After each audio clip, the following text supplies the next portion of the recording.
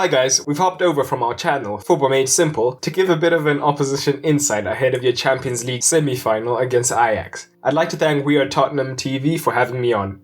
With two great managers in Ten Hag and Pochettino, it should be a great match. So, without taking up too much of your time, let's get into it. Well, this season has been a standout for Ajax. After quite a prolonged period of not performing well in Europe, and at the same time not winning the Eredivisie, in fact, they hadn't won it since 2013-14, they're going for the treble this season. They currently join top of the Eredivisie with longtime rivals PSV, and are on course to win their first league title in half a decade. They're already through to the final of the KNVB Cup, and of course there's the Champions League. Speaking of the Champions League, their last match before the Spurs game on Tuesday was on Tuesday, meaning that they'll have a full week to recover before that semi-final, whereas Spurs would have had 2 matches in that time. So Ajax should come into this well rested and well prepared. To add to that, Ajax have almost a fully fit squad, meaning that Ten Hag will pretty much be able to use his first choice tactics. Only right back Mazraoui is potentially going to miss the match through injury. We've seen how effective Ten Hag's tactics can be in the Champions League.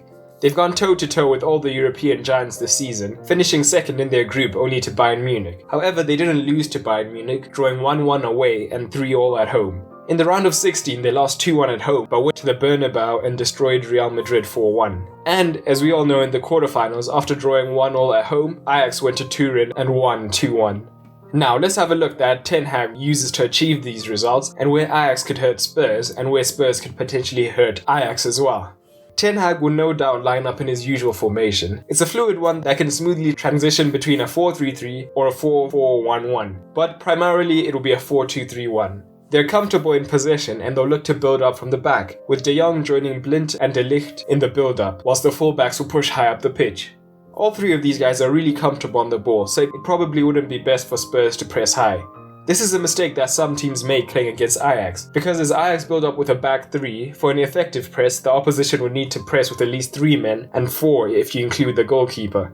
This would leave massive gaps in midfield, which Ajax can take advantage of with their quick passing transitions. Once they get further up the pitch, Ajax commit a lot of numbers, and will use interchangeable movement. Neres and Ziyech will probably flank Tadic in the false 9 role. 3 quick and technical players who will look to use quick passing into the half space to get into the box for a shot or to cut back to someone else to have a shot. Anyone wanting examples of this should check out their 4-1 win versus Madrid or their 3-3 draw against Bayern Munich. Their fullbacks will be providing their width and pay special attention to Donny van de Beek, who will often drift forward into the box and get on the end of chances.